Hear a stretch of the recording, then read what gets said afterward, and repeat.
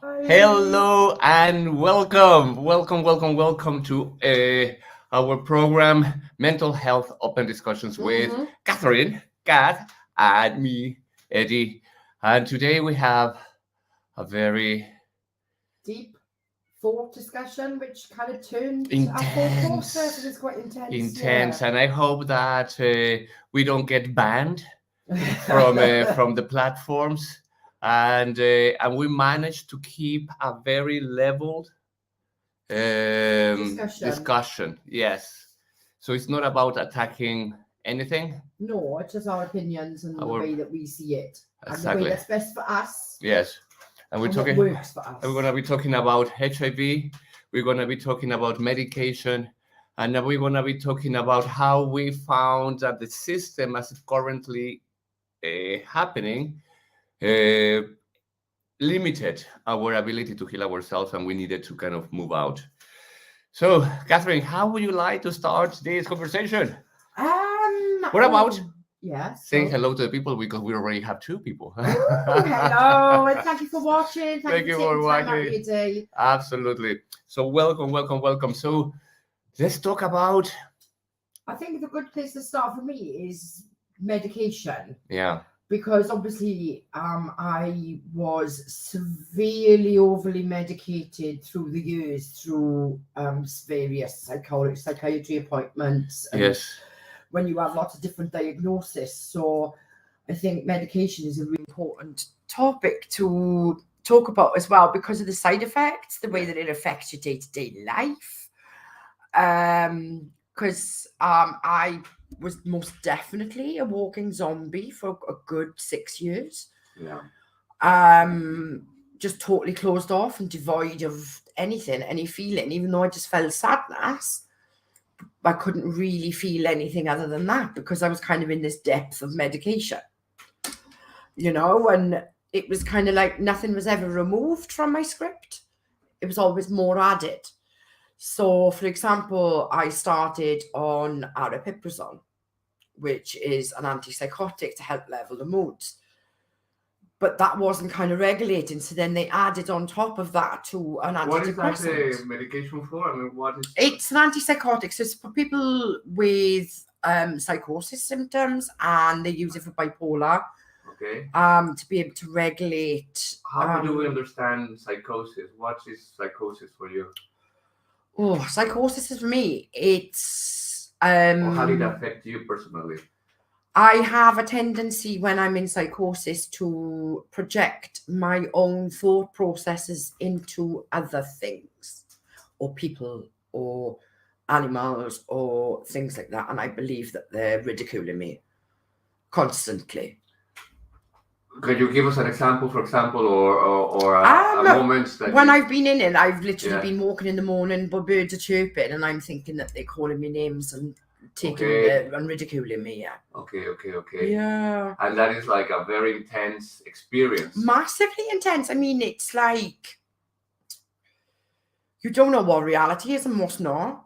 And you just kind of get lost in it because you are in this whole other dimension to the reality that it is, Yes. You don't know what to believe. And the thing is a big part of it was the fact that I was projecting my own thoughts, my own inner kind of belief system, I suppose, into other things. Yes. I think for me, when I realized that's what I was doing, that's when I was able to say, oh, okay. So this is why I need to work on myself. Yes, right. And not run from it. Because if I'm projecting this into others, then obviously it's not real. So it needs to, Totally understand. I mean, one of the things that for me, my experience of being able to step out of the medication gave me was an ability to see myself without masking the pain. Yes. Without having to, be able to actually see what is going on, what is my body doing, how is it reacting, what kind of symptoms are showing up, and be able to see it realistically. Mm. I mean, not only expect what we've been told that we need to experience, or Yeah. that what the symptoms or the illness in itself means, but what it is that you personally are experiencing. Yeah. So that's what, in my case as well, allowed me to experience or to be aware of without the use of the medication. Mm. Now, I would like to make a little parenthesis here. In no way I am personally, and I don't think Kath is either, against the use of medication. I was literally about to say to you, I'm actually grateful for the time that I spent on medication, because it is no way that I would have got to this point Yes. without having that period of time of being able to kind of heal a little bit, even with the numbness. Yeah. I kind of needed a bit of detachment to be able to kind of go, okay, I need a reset. Yeah. But I needed to be in a position where I was open to it. So the medication helped get me there, but it definitely does help to kind of get you to a point. But it's yourself that has to do the work. I believe that medication is a great way to help you get up when you cannot do it on your own. Yes. When you feel that you are way too weak, way too vulnerable, way too sick, I mean, that's when the medication comes and overrides all your beliefs. Oh, completely. Overrides whatever it is that you are going through and pulls you out of the gunk. Mm-hmm. So I do also appreciate and I'm very grateful. Yeah, for the periods of time that it fell, that you needed it.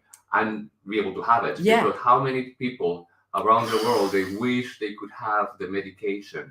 Yeah. They wish you could have a salvation, whatever that salvation might mean for them, and don't have it. Mm-hmm. And at least we could say, I don't want it.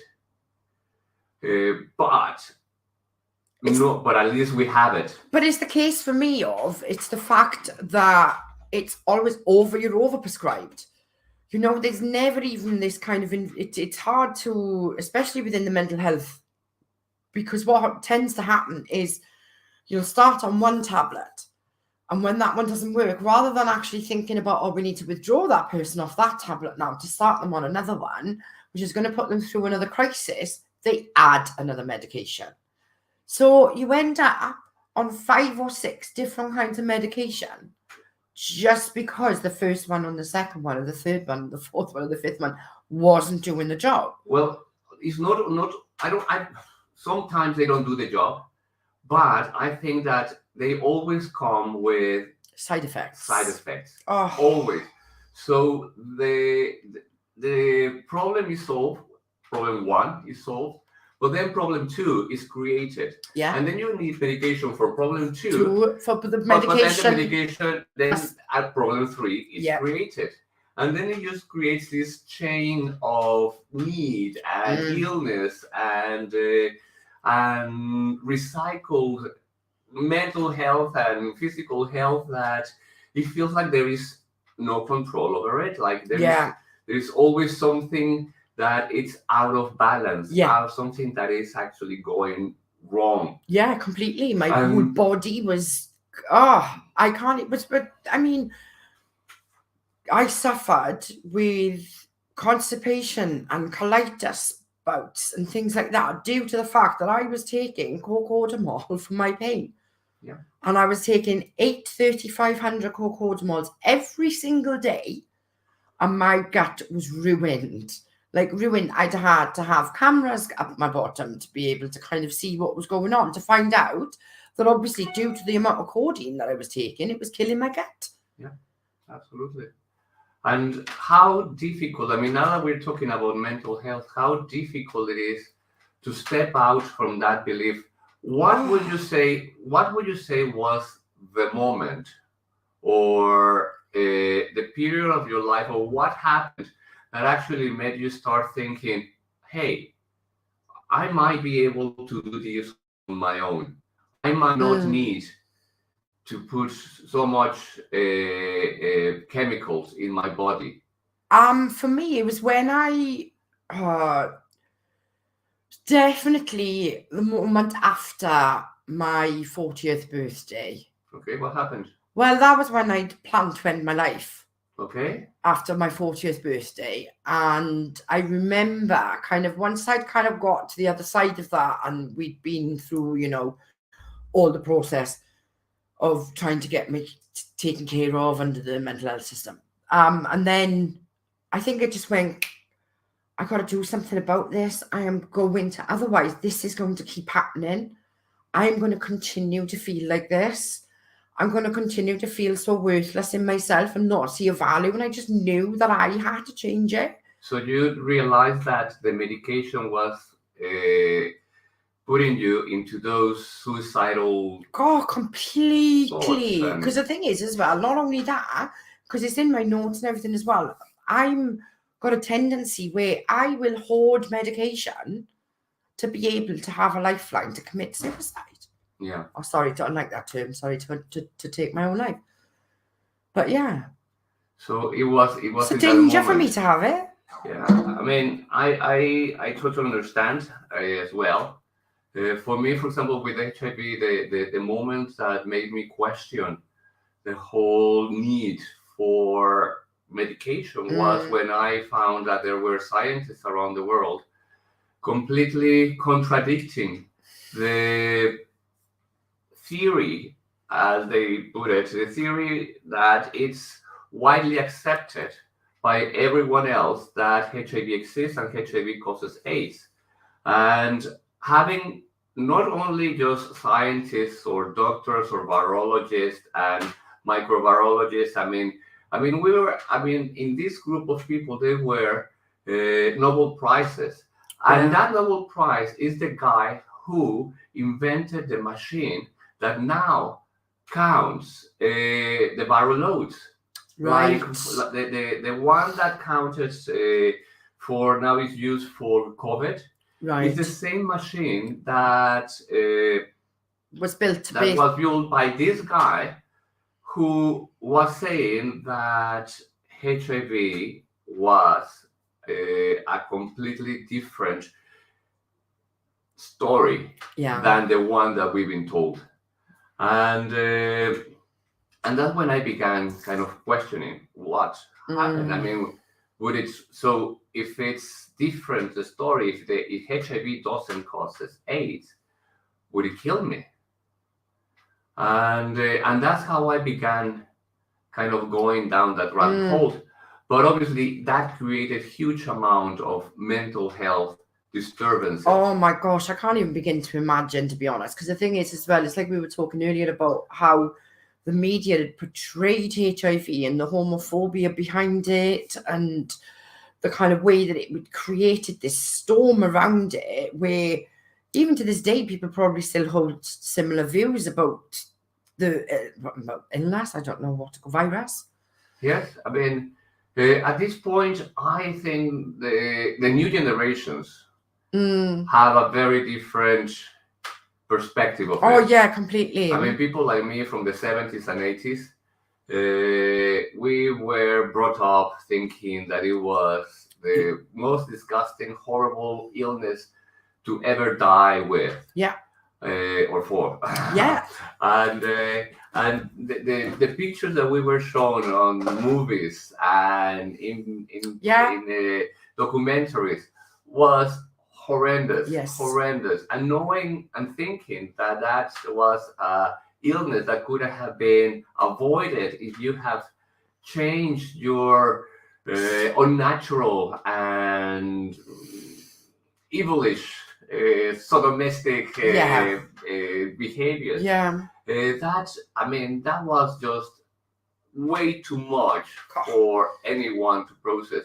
And we had to process with it. Yeah. And the mental health went, it was just very difficult to maintain. Yeah. What would you say that was the emotion that really got you most with, what was the kind of emotion that you lived with because of the diagnosis? Guilt and shame. Those were the ones who created the suicidal tendencies. I mean, the ones who created the drug addictions, the ones who created the agoraphobia and the social anxiety, the one who created the self-destruction.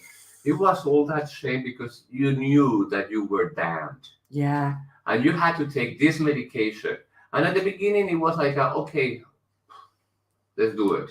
Yeah. I mean, because that was the only. Yeah. I mean, that's what the doctors tell you, and there is no other literature outside. And this is not only for HIV, I mean, for all kinds of medication, I mean, illnesses. The doctors tell you this is the way to do it. If you have diabetes, you have to take this medication. Yeah, that's it. There's no other way, there's no other route, there's no other, no. Except for at the moment they are deviating with the pain, where they are going down the mindfulness route. They might tell you about your diet and doing a little bit of exercise, but they will never, ever, ever talk to you about emotions, for example. Oh, gosh, no. Or linkage with your childhood trauma. No. Never. No, good gosh, that's not possible, is it? No way, no way, no way.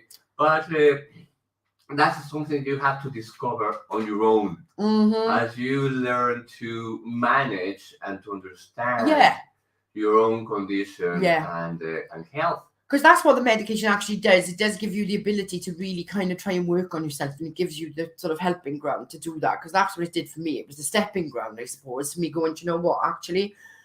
Because I was determined always to not be on meds. Yes.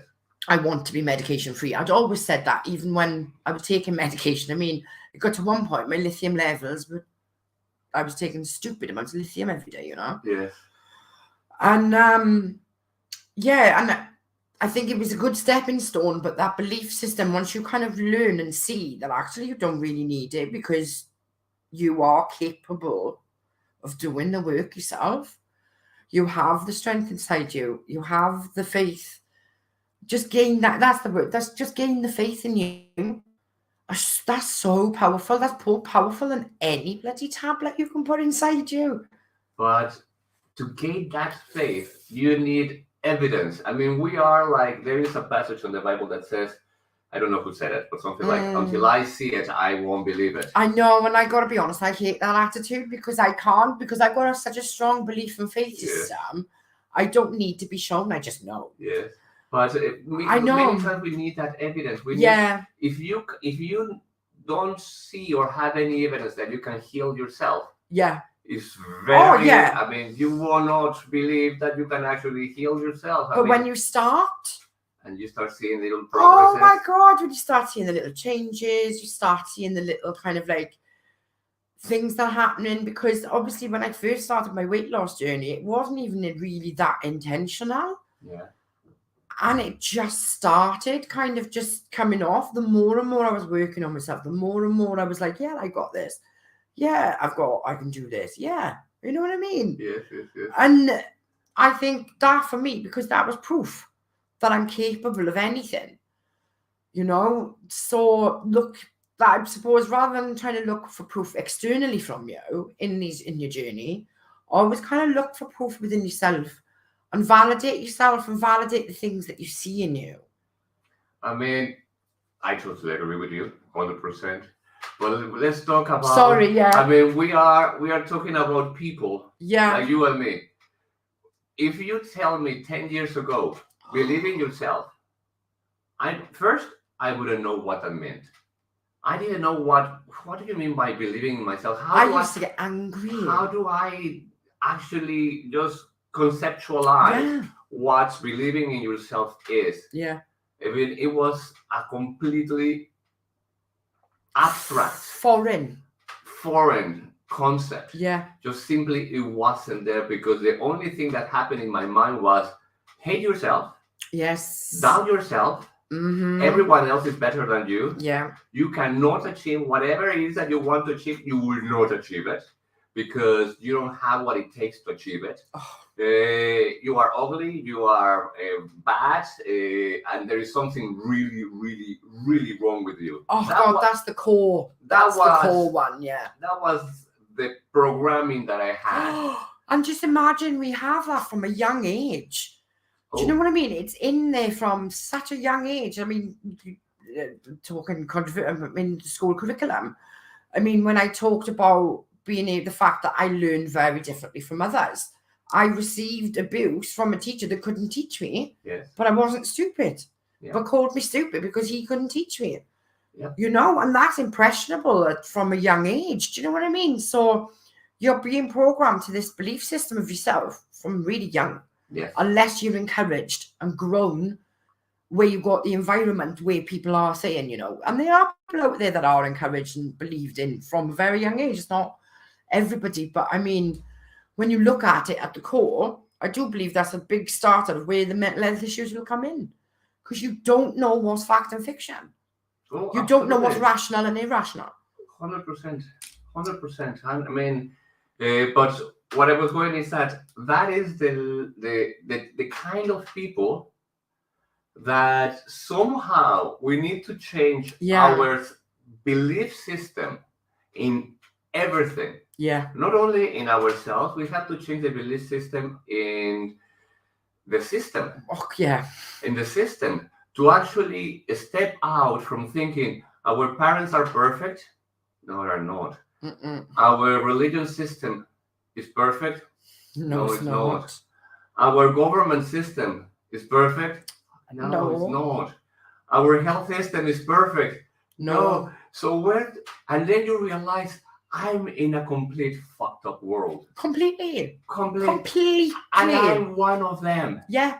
And be able to step out of that reality not only takes courage. Oh, massive courage. It takes determination. You have to keep reminding yourself that you're doing the right thing. That you are doing the right thing, at least for yourself. Yeah. At least for yourself. And then it comes to a point like now that we can share it and talk about it openly. Yeah. But how difficult to get to that point is. Oh, it's that journey has been some of the toughest work I have ever done, you know, facing yourself, not running away from yourself. Yeah. Oh my God, that's the hardest task I've ever done, because I've run away from myself all my life through drink, drugs, medication, which is just another form of drug, really. Like it is me going and buying a whatever bag of cocaine, you know what I mean? It's the same bloody thing, because you become addicted. Yes. I think in that respect, stepping out of all the self-sabotage that we do. Yeah. I mean, my family used to say that I had a self-destruction mechanism. I got a self-destruct button. Yeah, like I as soon as I saw something going well, it was like you just push that button and destroy everything and go back to zero. Yeah. But you know something? Now, after the many years of self-destructing, I realized that it also served a purpose. When you think about it, you know, when you press self-destruct, right? You think you go into that self-destruct, you press the button, you've gone and exploded. But the thing is, normally you walk away, you get over it, and you carry on. Now, if you take that little skill there, right, and transfer that into the work on yourself, that's the core of it. It's that, I can bloody do anything, whatever. Okay, that's done. You know what I mean? Yes. You learn to rise from the ashes. Phoenix. Like the phoenix. You become you're expert in it. A master rebirther. Yeah. You know, it's like I've walked away from relationships and I've walked away from like homes and things like that. And I'm like, you know what? I'll just happily go with the clothes on my back. I really can't be bothered to worry about furniture, and I'll just start again. Yes. You know, and the thing is, it's like when you think actually how hard those things are to do, yet you do it. Yes. Well, there are people who can't at all self-destruct. There are people who cannot. I mean, the idea of starting from zero, the idea of losing everything is just the most scary, frightening concept that anyone could ever face. Yeah, and for me, it's the least scary. Is How it? mad? That's what blows my mind. It's like, for me, that's the least scary. I can walk away from anything. Anything at any moment. Anyone. I Yeah. don't need anything or anyone. And I don't know if it happens to you, but for me now, my challenge is actually staying. Yes. Is actually staying and make it work with whatever tiny little business you have. And it's like, oh my God, I would Okay, be so happy just pushing Bye. everything into the bin and move on. Isn't it? Completely just go back. Right, I've had enough of this. I'm bored. Right, I'm off. Next. Next, yeah, literally. And the thought of, because obviously, I want to kind of create a future for myself and things like that, and like to try and sit now, Yeah. And I do believe like I've made my life in London, and I love living here, and I've got a very good balanced life. Yes. But this is probably the most stayed put I've ever been in my life, most settled, most happy, most free. Yeah. Yes. But also at the same time, want to run a million miles all the time, I've got to fight that kind of response to want to run. Programming that we have in our minds, absolutely. And that's where it comes to just being able to step out of our own conditionings constantly. Yeah. Constantly. I mean, we've used medication when we needed it. Yes, yeah. Yes. We've been able to step out of it now that we have built self-belief. Yeah. Brilliant. So the next stage is, what would you say your next stage is? Or what, actually, yeah. Let's talk about this, the stage that you're taking. I mean, today would be your week 3? I'm 21 days. 21 days. So just over halfway through the 40-day challenge. Yeah. Yes. It's been pretty mind-blowing. Pretty, yeah, where do I begin with it? Because the thing is I've seen the transformation even though I'm halfway through. Yes. Because so tell them before, what is the challenge? What are you doing? Basically what I'm doing is I'm doing the Tappellini challenge with Ed, who is the founder of Tappellini, where every morning we meet online on Zoom and we meditate at 7:33 if we start on time, because we're a bit chatty. But yes. But for me, it's just every morning, part of routine. This is what I do. This is what I get up, and this is my time for me. Yes. It's allowing me to sit with myself and challenge and face what needs to be faced, which has come up quite a few times, isn't it? Yes. To be fair, where, yeah, it's definitely helped me to kind of process the emotions that I'm feeling and get into the root of why I'm still being triggered by something. Yeah. So removing myself from the current situation and really looking internally and getting to the core of to why I react the way I do. Yeah. Because it's important, because if I know the reason as to why I react the way I do, then that means I then gain control over how I react when. Absolutely. Which for somebody living with BPD, which is an emotionally unstable personality, I mean, I'm really trying hard daily to kind of like, okay, I'm going to gain control here and I'm not going to react. It's tough, but definitely Tappellini, because I've faced so much and experienced so much in a short time. I mean, I've gone into a deep trance. I've had rapid eye movement when I've been in. I've had kind of experiences of feeling as if I'm totally separate from my body and looking at it in a totally different perspective. I'm gaining some imagery during meditation. You mentioned color blue. The color blue and triangles. The triangles, Yeah. And it's, but also it's raised emotions while doing, because I did have one day where it was a really difficult day, wasn't it? And I was feeling quite emotional. Yes. And the emotion did arise through the meditation and through the tapping and everything. But I think it was the first time I probably allowed myself to feel it without judging it. And just say, I'm not saying sorry because I was feeling emotional and because I was crying. Yes, yes, yes. And I just let the tears flow. And that's probably been one of the biggest releases for me that I've possibly had in a very, very, very, very long time. Just a natural, free, safe cry. And since, I'm definitely much more able to talk about my story a bit more with a less of an emotive feeling to it. Where I don't actually feel now what I'd felt during the times that I'd experienced the trauma, you know? So, I mean, I'm detaching my emotion from the trauma as well, which is massive. Like, massive. It's massive. I mean, the level of commitment that takes to wake up every single day, regardless of what are you feeling, how are you feeling it, and see yourself, and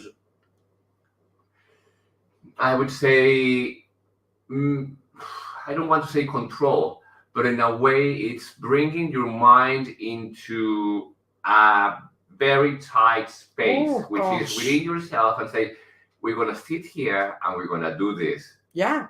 And allow the process to take you through. Yeah, it's like I had a war within my own mind this morning. I told you that. You know what I mean? I was sat there, I was in pain. My legs were hurting, my knees were hurting, my hips were hurting. I mean, I suffer with pain, you know, and I was literally in a war, and I was halfway through the meditation. I was going like this in my head. I don't know if I'm going to survive till the end. I don't know if I'm going to survive till the end. Yet my inner conscience was just shouting at me, going like that. Don't be so stupid. Of course you can do it. You can do anything, which is a huge difference to where I was, you know, because there was no way that my subconscious would have fought that overpowering feeling that I couldn't do something, you know. And, you know, just to know that really deep down now, I know that I can achieve whatever I want to achieve. That even though I have moments of doubt, and they do come, I'm not a total like unrealistic person thinking, you know, I can do anything. No, I still have the moments of doubt. I still have that kind of like response of, oh my God, I can't do this. Oh my God, I can't do this. But it's about how you speak to that and how you respond to that response. It's about you kind of going like that. Come on, who do you think you are? That is, I think, one of the secrets or the beauty of any meditation, any practice. I would say any practice, but the belief in itself, I mean, because of the two practices, the three practices that have together, the breathing, the tapping, and the mantra, it just takes you to a very, very different level of self-belief. Deep. Yes. It's deep. You are deep in you. Yes. Like you are swimming in yourself. Yes. You know what I mean? That's the only way that I can describe it is you are literally so. I've never felt so in tune. Yeah.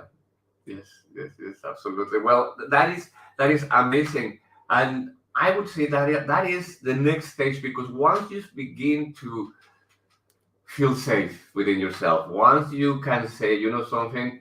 You had the crutches where the medication, because you were totally completely disabled. And the medication brought you back into your autonomy.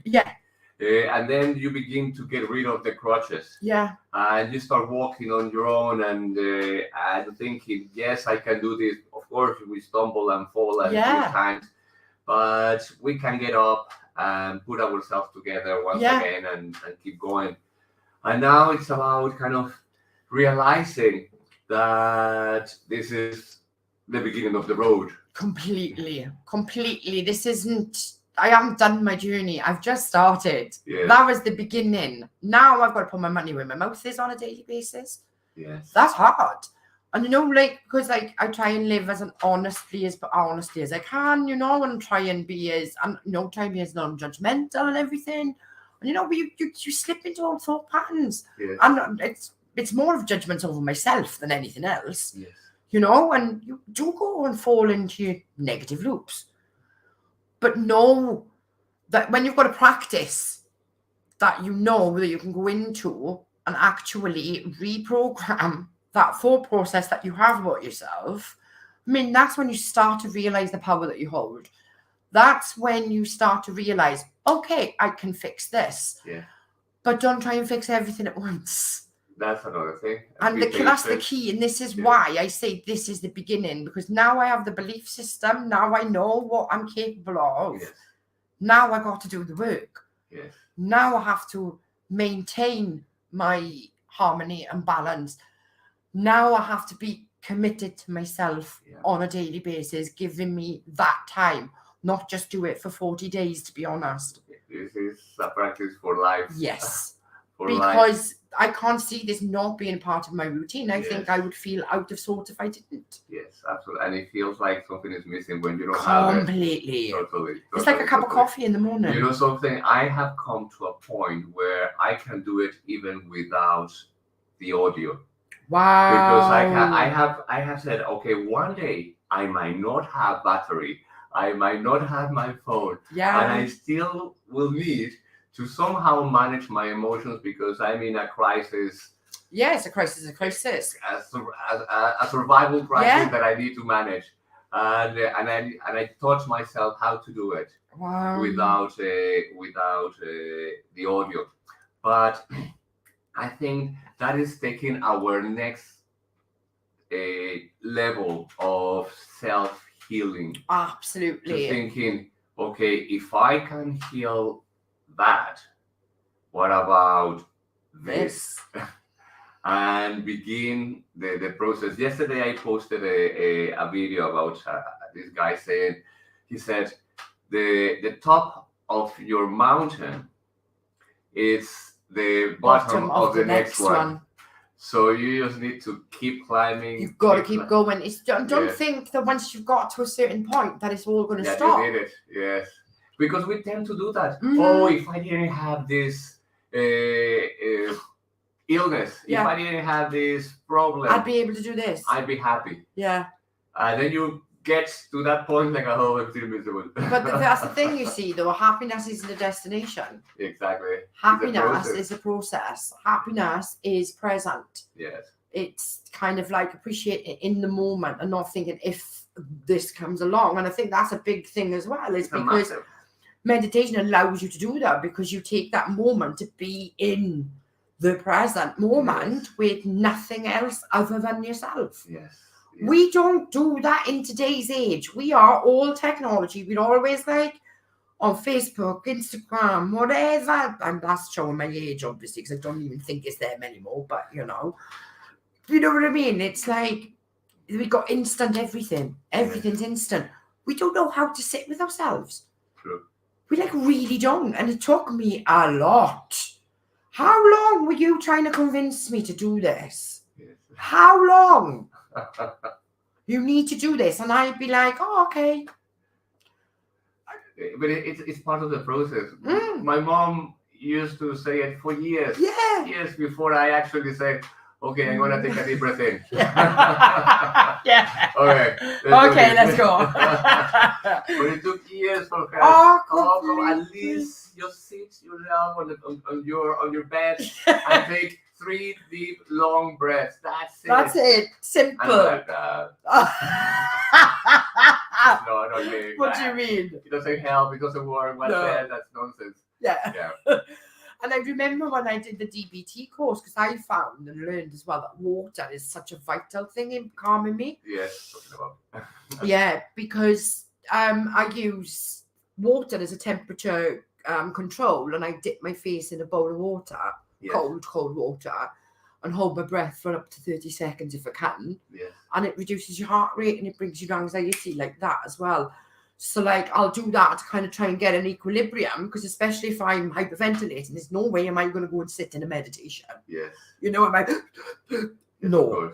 But I use the water and I'll bring on my breathing and regulate that, and then I can go straight in then to meditation. Amazing. Cold water for your mental health. Oh, Have you heard of the Iceman? no Wim one. Hof. No. No, about this guy who climbed the Everest Right. with a pair of shorts and that's it, barefoot, and he swam I think the Antarctic with just the speedos, and now it's a massive movement of people taking ice baths. It's every morning because Yeah. I'm going to buy one for this year. I haven't had the guts to do it for the winter Yes. because it's a little bit too cold.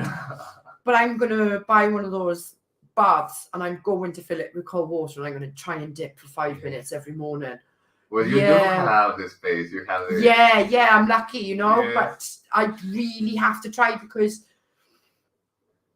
I mean there's so many things that you're able to do for yourself outside of medication. And the thing is when you're on medication, start doing these things. It's a little more difficult. Yeah, and I mean it's like but start trying to do little habits while you're on the medication and stuff as well, to start you on the, actually, I think I can do this, know. But I mean, coming off medication isn't for everybody. I wouldn't advise it. I think for all, but not at all. I think it's a very personal choice. Oh, completely. Yeah. But the thing is when you start realizing that actually you're just a money-making machine.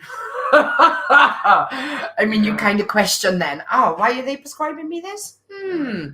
Why are we having this? Follow the money, isn't it? Follow the money. Say, why? God, yeah. Why is it not cure for this? Funny that, huh? Exactly. And why do all medications have to have side effects? Yeah, why? Yeah, really? Yeah. And why are they banning all these natural practices? I wonder. Exactly. You begin to just kind of wonder and question, really? Especially when you know things like GPs are on commission for certain medications. Yeah, it's like, how could that be? They have medical people have representatives go around as sales. I mean, it's an industry. It's an industry at the end of the day. And I'm not saying that there aren't medications that help people with illnesses that they need and all the rest of it, because there are really good medications out there that really do benefit severe illnesses. Absolutely. Absolutely. Yes. But when you're to a degree and you really look at people being described things like diazepam and clonazepam and tramadol and cocodamol, which are highly addictive, far more addictive than anything you can buy on the street. Yes. Well, it's derived from the same plant. The same plant. So I mean, really? Yeah. Yes. It makes you wonder, and if you start wondering and allowing yourself to question what do you consider is real and true and good, and you begin to just make your own questions and start coming up with your own answers. Because I got a question in regards to what real massive figure do you know has had cancer? Look, I had cancer in 2000, testicular cancer. I can say that, especially compared with HIV, cancer, it's massively fancy, it's socially acceptable, and it's like, oh my God, you are embraced by society. And 2 and 3, you get huge amount of money. Really? I mean, being affected by cancer, it puts you on the top of the list for all sorts of help available. And the level of help that cancer offers is top notch. It's a first class, 5 stars, and you get huge amount of support. It has a huge amount of money. Cancer research is massive. Yeah. Massive. Then it comes AIDS. Yeah. Then it comes AIDS. AIDS now it's different, but AIDS used to give you flats, cars, travels. It used to give you absolutely everything. Wow. Because there was such a huge amount of money just to be made, to be sent into these charities. Now it's changing, but just the prices of medication. Oh, it's absolutely berserk. It doesn't just, you can't justify the price. Please announce the price of these medications because it's a disgrace. It's totally a disgrace. Totally a disgrace. It's you cannot accept as humane. I mean that somebody is profiting from your health Oh, completely. or your illness. Actually, from What your does it illness. cost for the HIV meds on a month? It's £3,500 per month Per person. per person. Per person. And there's ingredients in that are worth that much per month. That doesn't, it just doesn't compute, does it? It doesn't compute at all. Doesn't compute. Why is that so high? Because they have the patent, and it's the only one that at this point has been accepted, and therefore They got the can monopoly. put the price that they want. Disgusting. Yes, absolutely. And governments pay for it. Oh yeah, they don't care because, well, I'm not going to get into that. And in this country, we get it Free? for free, but in many countries they don't. In America, you have to have insurance, otherwise you don't get it. No. And that's when we went again to what we were saying at the beginning of this transmission. What about when you don't have what do you do? that medication? Yeah. How do you feel? I mean, in that moment, you go totally berserk and you go. Well, yeah, because you think I'm you've got a dying. death sentence. It's that sentence. That's what you've been told. That's what Yeah. you've been programmed, that you've got a death sentence. Yes. I mean, And that must be like, scary. wow, yeah. Scary. It's scary. Almost on a daily basis, I would Yes. imagine. Yeah. How would you like, because I can't even begin to imagine what it was like, you know, because would you be like that scared to go outside just in case picking up a cold? Look what happened with COVID. Yeah. Oh wow. Yeah. Yeah, that's exactly what happened. Exactly what happened. You are afraid because you are told that there is something killing you outside, and then you have to stay indoors. And how many people went crazy because they didn't know what was going on and how safe would they be if they step out of the bubble. You couldn't touch your own family. They told you that hugging was dangerous, and you believed it. I know. I mean, oh my God. I mean, I don't, because I was completely in oh. it. Completely sold to me, that was. Completely. Did you? Oh, yeah, at the time. Yeah, I was completely and utterly sold by it all. For me, it was the best time of my life because I was not. Because everything that they were saying about COVID, I had already gone through with HIV. The virus that kills you, the contact, the vaccine, the lack of vaccine, the dangerous getting close to people, and all those situations. I had it already figured out in my mind on how the emotions actually affected, and I felt. I remember on March 20, 2020, I stopped the medication. And I began feeling so empowered. While everybody was going into their homes, I was just feeling free. I was like those animals that began to roam the streets. Yeah. And I think, oh my God, it's empty. Yeah, no, I did do that. Oh, it's lovely. It's lovely. Because it was quiet. It's quiet, and it felt like reset. Yeah. It felt like a truly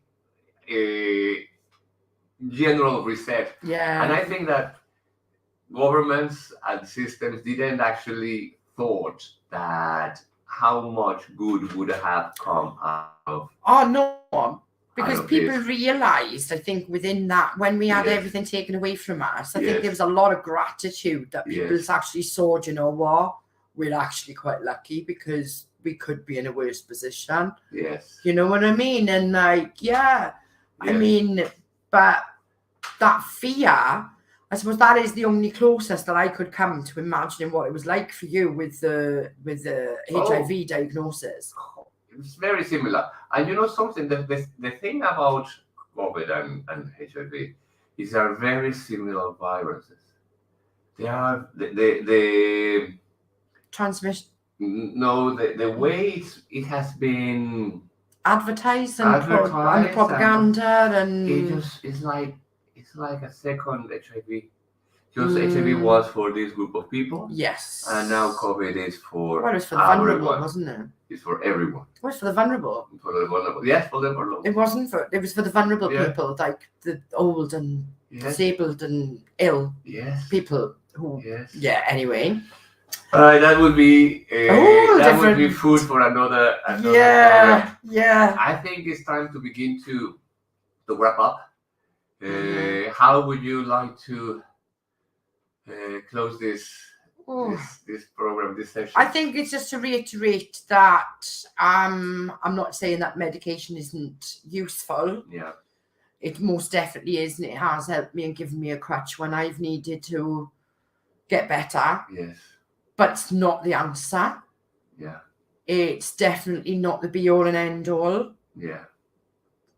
Because you do hold the power within yourself to be able to not be reliant on a system like that, and to feel free, and to just feel safe. And I mean, again, when you get more choice given to you, because you're making better choices for yourself, it just changes things. Yeah, it definitely does. And thank you so much, Kath, for being open to discuss all these situations that sometimes can be so difficult to talk about. And I mean, my psychiatrist has accepted the fact and has appreciated. He said, no, I totally accept the fact that you've chosen to not take medication. Yes.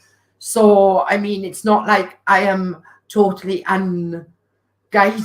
Yes. I still have a psychiatry team, which has taken me years to get. Yes. But I mean, and I'm still kind of got that support system and the crisis team and things. But I mean, for me, medication just took me further and further away from who I was. Yes. And took me further and further from ever finding out who I was. Yeah. And allowing me to still feel so lost. Yes. And I just felt like a little lost sheep, and I'm not anymore. Yeah. Well, good for that. Congratulations on that. Yeah. And yes, being grateful for the medication. Yeah. But more than anything, believe that so that we can heal ourselves, that we have other resources that we can use to help us feel stronger, healthier, happier, and more in control of our own lives from within. Yes. As you mentioned it earlier. Yeah. So thank you so much, Catherine. Thank you so much, everyone watching. I will catch you next week. Yes, I'll be here. We'll be back. Yes, absolutely. Thank you so much. Thank you. Take care. Bye. Bye.